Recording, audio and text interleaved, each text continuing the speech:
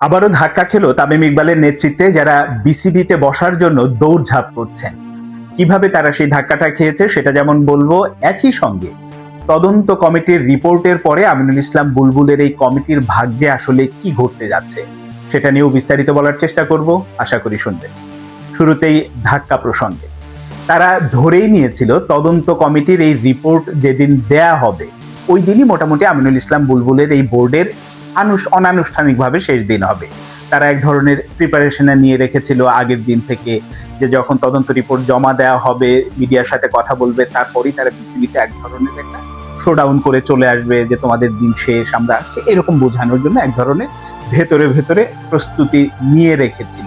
এবং আপনাদের মনে আছে নিশ্চয়ই, আমিও একটা স্ট্র্যাটেজি জানিয়েছিলাম যে একটা অ্যাডহক কমিটি তারা আসলে তৈরি করেছে, সেখানে কাকে দায়িত্ব দেওয়া হয়েছে, কে কে অ্যাডহক কমিটিতে থাকবে, তারা এইরকম প্রিপারেশনও নিয়ে রেখেছিল। কিন্তু পুরো ব্যাপারটাই পাল্টে গেছে হচ্ছে তদন্ত কমিটির রিপোর্ট যখন জমা দিয়েছে, তারপরে যখন মিডিয়ার সাথে কথা বলেছে তদন্ত কমিটির প্রধান, এবং সেখানে স্পষ্ট করেই তিনি বলেছেন যে তারা কাউকে দোষী সাব্যস্ত করেনি, ওই রকম তেমন কিছু খুঁজে পায়নি, কিছু সুপারিশ দেয়া হয়েছে।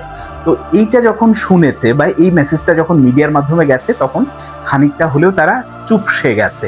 এবং ওই যে বললাম যে আবারও ধাক্কা খেয়েছে, কারণ আগের একটা ধাক্কা যে তামিম ইকবাল সেই নির্বাচনে যখন অংশ নিল, সেখান থেকে বয়কট করলো, তারপরে আবার আসবে, অনেক রকম দৌড়ঝাঁপ হচ্ছে, নানান জনের কাছে যাচ্ছে, নানান কিছু আলোচনা মিটিং সিটিং হচ্ছে, এগুলো নিয়ে আমিও কথা বলেছি।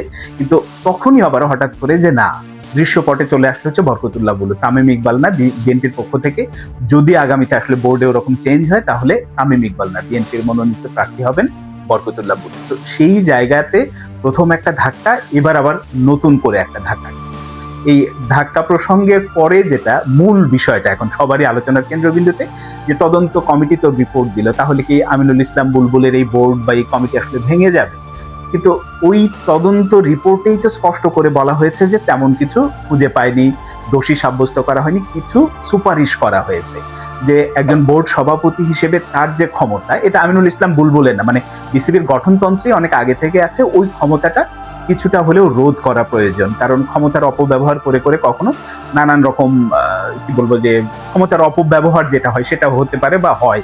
এই কারণে ওই রকম একটা সুপারিশ দেওয়া হয়েছে, এবং সেটা আবার বাস্তবায়ন করবে জাতীয় ক্রীড়া পরিষদ বা ক্রীড়া মন্ত্রণালয়, তারা না। এটা বিসিবির গঠনতন্ত্র অনুযায়ী বিসিবির পরিচালনা পরিষদ তাদের সাধারণ সভার মাধ্যমে সেই গঠনতন্ত্র পরিবর্তন করতে হবে, এরকম সুপারিশ।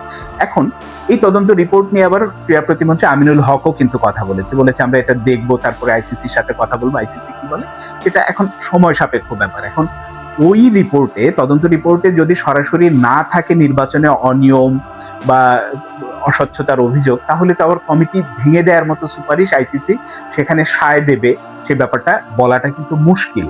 এখন আরো ইন্টারেস্টিং জায়গা যেটা, যে এই কমিটি থেকে 25 জনের যে কমিটি আছে, সেখান থেকে 7 জন এরই মধ্যে পদত্যাগ করেছেন। আরো একজন করবেন কিনা বা তাকে করানো হবে কিনা, জাতীয় ক্রীড়া পরিষদ কোটায় যিনি আছেন রোবাবাদুল্লাহ, এবং বলা হয় যে সম্ভবত তিনি নারী কোঠায় আছে, এই কারণে আর আসলে তাকে বোধ হয় মানে সরাবে না, একজন উইমেন হিসেবে তাকে রেসপেক্ট, ওই জায়গা থেকে তাকে হয়তো সরাচ্ছে না। তো 7 জন চলে গেছে, এখন পর্যন্ত 18 জন আছে।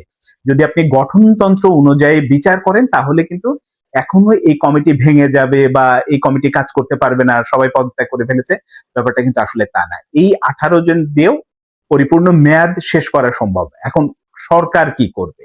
এই 7 জনের জায়গায় কি নতুন কোন 7 জনকে আবার নিয়ে আসবে? গঠনতন্ত্রে এটা উল্লেখ আছে যে যদি কেউ পরিচালক পদ তার খারিজ হয়ে যায় বা তিনি চলে যেতে চান, পদত্যাগ করেন, তাহলে ওই পোস্টগুলোতে কিন্তু আবার নতুন করে পরিচালক নিতে হবে। এই অপশনও আছে, যদি আবার মানে না দরকার হয় চালিয়ে নিতে পারবে। এখন যে 7 জন পদত্যাগ করেছেন, বেশিরভাগই হচ্ছে ক্লাব কোটা থেকে, ঢাকার ক্লাব কোটা থেকে। এখন এই ঢাকার ক্লাব কোটা থেকে যদি আবার 7 জনকে নিয়ে আসতে হয়, তখন কিন্তু এক ধরনের একটা নির্বাচনী প্রক্রিয়ার ভেতরে যেতে হবে। কারণ ওখানে শুধুমাত্র জেলা বা বিভাগীয় ক্রীড়া সংস্থা থেকে যে মনোনীত ব্যক্তিরা, এরকম না। এখানে ক্লাব কোটার একটা বড় সংখ্যক ভোট, 70-75 জন মতো একটা ভোট আছে, সেই ভোটের মাধ্যমে তাদেরকে আসতে হবে। তো সেই ব্যবস্থা করবে, নাকি আসলে বিএনপি পন্থী সংগঠকদের মধ্য থেকে যাদের আসলে সরকার বোর্ডে দিতে চায় তাদের প্রতিনিধি হিসেবে এরকম কাউকে দেবে? এই প্রশ্নগুলো হয়তো সময় সাপেক্ষ, মীমাংসা হবে সময়ের প্রেক্ষিতে, যে কি হয়।